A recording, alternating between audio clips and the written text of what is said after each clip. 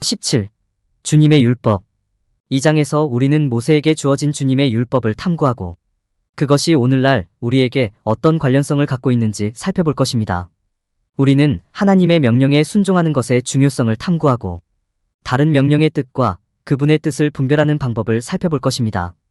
또한 주님의 율법에 불순종하는 결과 율법을 따르는 데 있어 공의와 자비의 중요성, 사랑이 주님의 율법과 어떻게 연결되는지에 대해서도 토론할 것입니다. 우리는 주님의 율법에 순종한다는 것이 무엇을 의미하는지 뿐만 아니라 지도자로서 우리가 그 율법에 따라 생활하는지 확인하는 방법도 살펴볼 것입니다. 이 장은 우리가 현명한 결정을 내리고 이해와 자비로 인도할 수 있는 도구를 갖추는 데 도움이 될 것입니다. 오늘날 당신의 삶과 하나님의 율법의 관련성을 발견하십시오. 사막의 아름다운 봄날이었습니다. 한 젊은 이스라엘 사람이 양을 치러 나가다가 시내산 꼭대기에서 우레와 같은 큰 음성이 들려오는 것을 들었습니다. 그는 이것이 모세에게 말씀하시는 하나님의 음성임을 알았습니다. 그 젊은이는 어떤 대가를 치르더라도 자신이 들은 것을 듣고 순종해야 한다는 것을 알았기 때문에 두려움이 스며들기 시작했습니다. 그는 하나님께서 그분의 법과 그 법에 순종하는 것의 중요성에 대해 말씀하시는 것을 들었을 때 긴장감을 느낄 수 있었습니다. 그는 모세가 여호와께 경외하여 몸을 굽히는 것을 보았습니다. 그는 율법에 대한 불순종과 그러한 불순종의 결과에 대한 하나님의 경고를 들었을 때 가슴이 뛰었습니다. 그 청년은 주님의 권능에 대한 경외심과 존경심으로 가득 차 있었습니다. 그는 자신의 안전과 번영을 보장하는 유일한 방법은 주님의 율법에 순종하는 것임을 알았습니다. 그날 그는 어떤 일이 있어도 주님의 율법을 이해하고 그에 충실하도록 노력하겠다고 서약했습니다. 그는 여호와의 율법이 참으로 공의를 이루기 위해 만들어졌으며 또한 자비로 조절되어야 함을 깨달았습니다. 또한 그는 사랑이 율법의 기초이며 하나님께서 자기 백성에게 주의 율법을 주신 것이 참으로 사랑의 행위임을 깨달았습니다. 십계명의 계요. 십계명은 모세에게 주신 하나님의 율법을 이해하는 데 기본이 되는 계명입니다. 이 율법은 구약의 모든 율법의 기초를 형성하며 이스라엘 사람들의 도덕적, 영적 삶의 구조를 제공하기 위해 주어졌습니다. 십계명은 출애굽기 20.1, 17에 나오며 네 부분으로 나눌 수 있습니다. 첫 번째 부분은 하나님께 초점을 맞추고 있으며 사람들이 그분을 사랑하고 예배하도록 격려하는 계명을 포함하고 있습니다. 이는 너는 나 외에는 다른 신들을 내게 있게 말지니라. 너를 위하여 어떤 형상의 형상도 만들지 말라. 너희 하나님 여호와의 이름을 망령되게 부르지 말라. 안식일을 기억하여 거룩하게 지키라. 두 번째 섹션은 다른 사람을 존중하는 것에 관한 것입니다.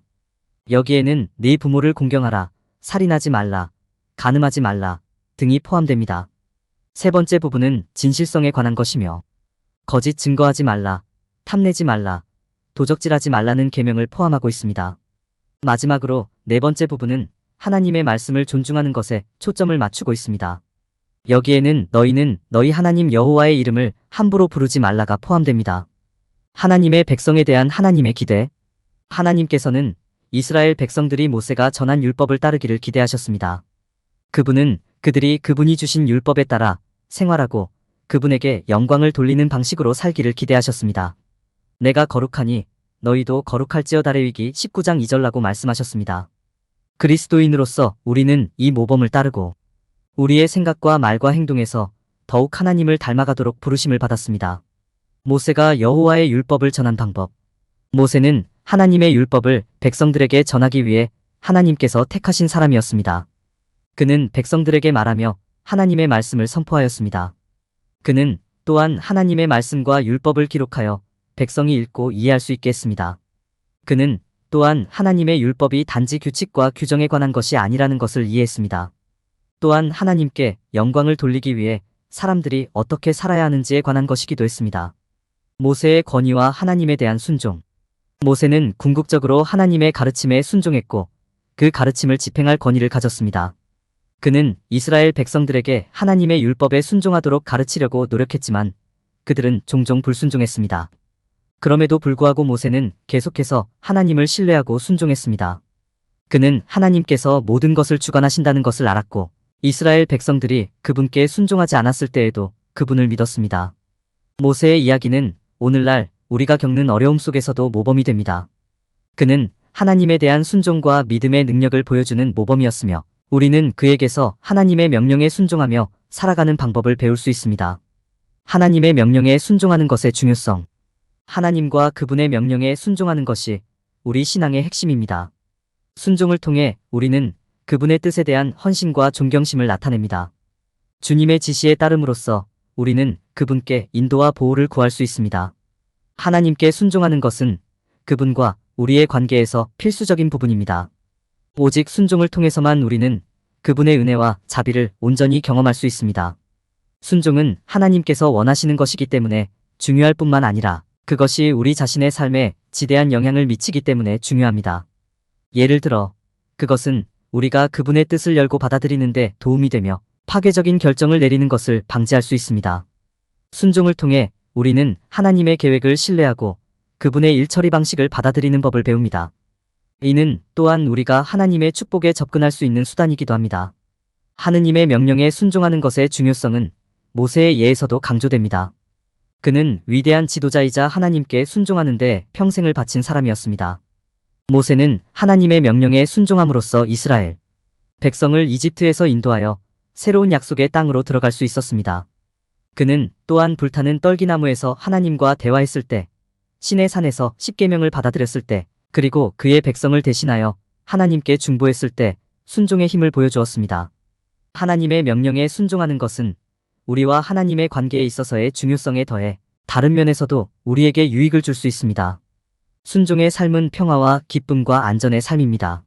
하나님의 명령을 따름으로써 우리는 우리가 내리는 결정이 그분의 뜻과 일치하고 우리를 위한 그분의 계획에 따라 살고 있음을 확신할 수 있습니다. 또한 우리는 상황이 아무리 어려울지라도 하나님께서 항상 우리와 함께 계시어 우리를 보호하실 것이라는 확신을 갖고 있습니다. 불순종의 결과도 고려해야 합니다. 하나님의 명령에 불순종하면 영적, 육체적, 정서적, 심지어 재정적 피해를 입을 수 있습니다. 불순종함으로써 우리는 하나님께서 우리에게 약속하신 축복과 은혜를 거부하는 것이며 또한 우리 행동의 부정적인 결과에 우리 자신을 노출시키는 것입니다. 하나님의 명령에 응답할 때 우리의 주된 초점은 당면한 임무에 맞춰져야 합니다. 우리는 주의가 산만해지기 쉬우므로 우리의 목표와 순종의 중요성을 계속 염두에 두어야 합니다. 또한 우리는 필요할 때 기꺼이 도움을 요청하고 하느님과 강한 관계를 맺고 있는 다른 사람들의 인도를 받아들여야 합니다. 순종을 통해 우리의 믿음을 보여주고 다른 사람들에게 모범이 될 수 있다는 점을 기억하는 것이 중요합니다. 하나님의 명령에 순종하는 것은 믿음의 삶을 사는데 필수적입니다. 그분의 지시를 따르고 그분의 뜻을 기억함으로써 우리는 그분과의 관계에서 오는 평화와 보호를 경험할 수 있습니다.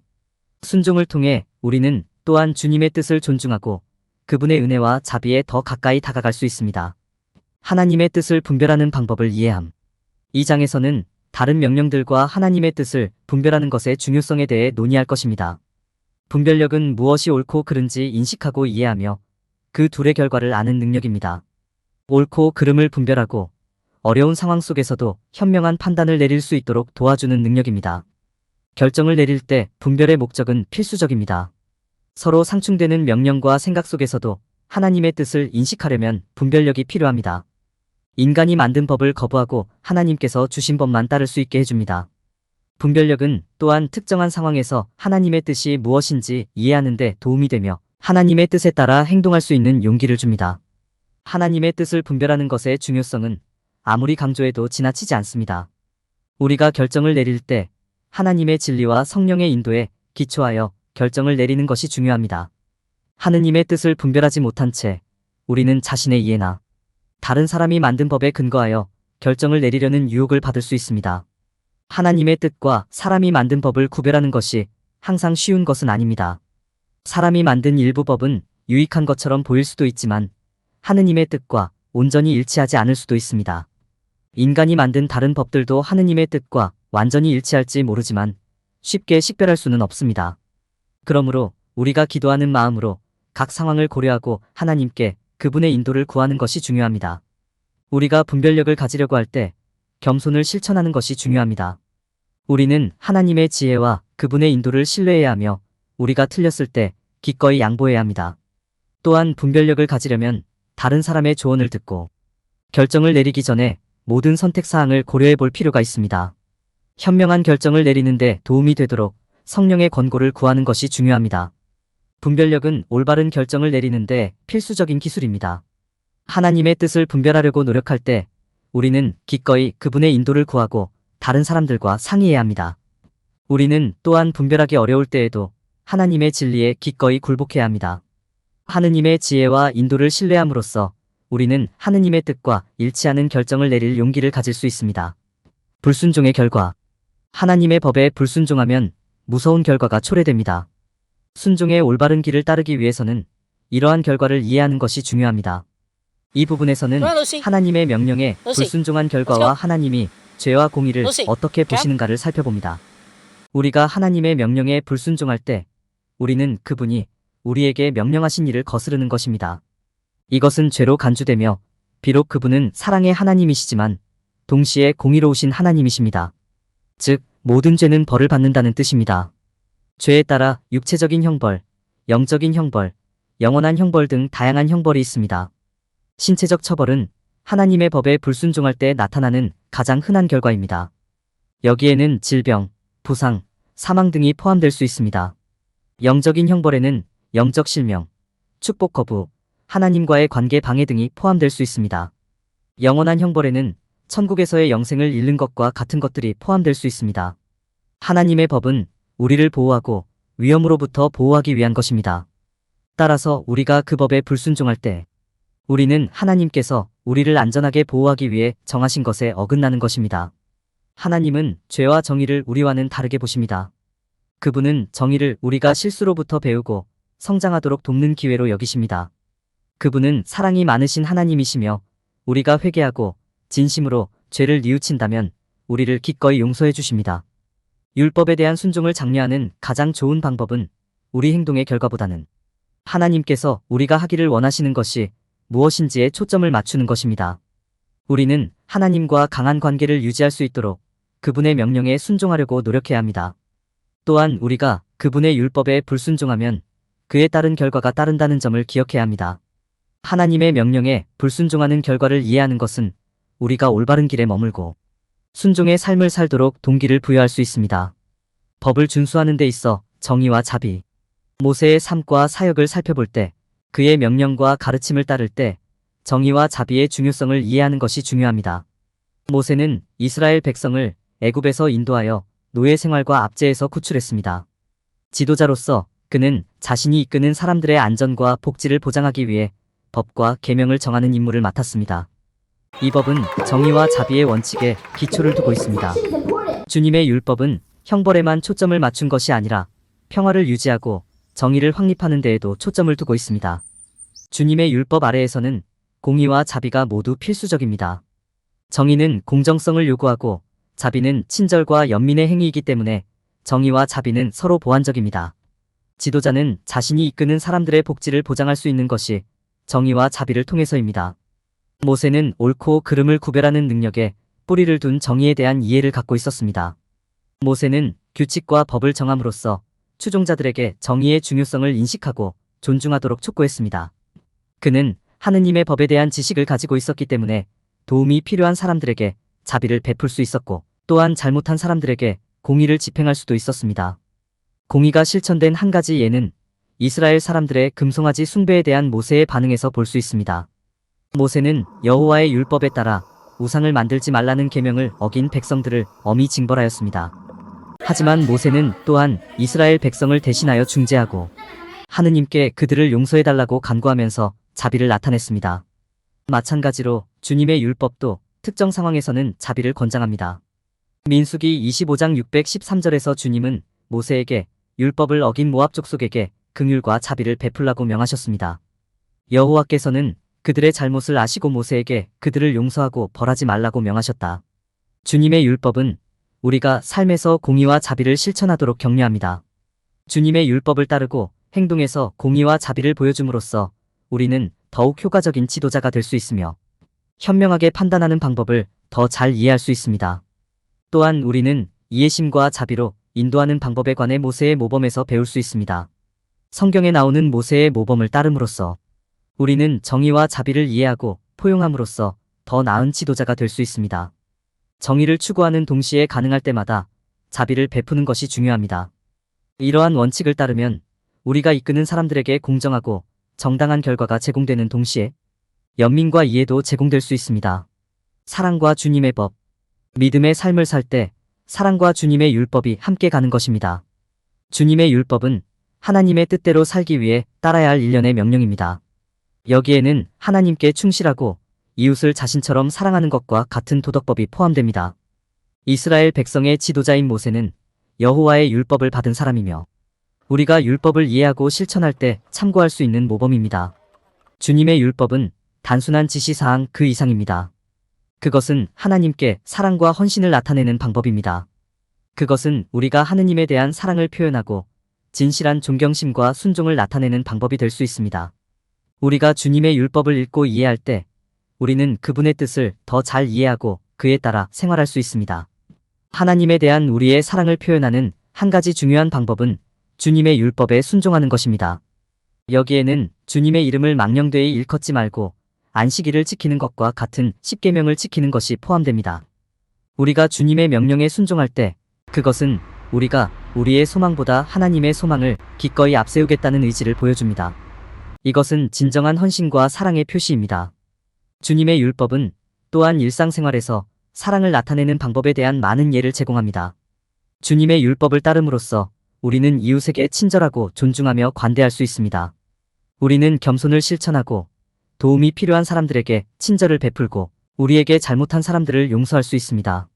이것들은 모두 우리가 하나님께 대한 헌신을 보여주기 위해 매일 쉽게 할 수 있는 단순한 사랑의 행위입니다.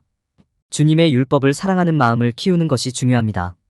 우리는 주님의 말씀을 묵상하고 그분께 기도하고 그분의 인도에 감사함으로써 그렇게 할 수 있습니다.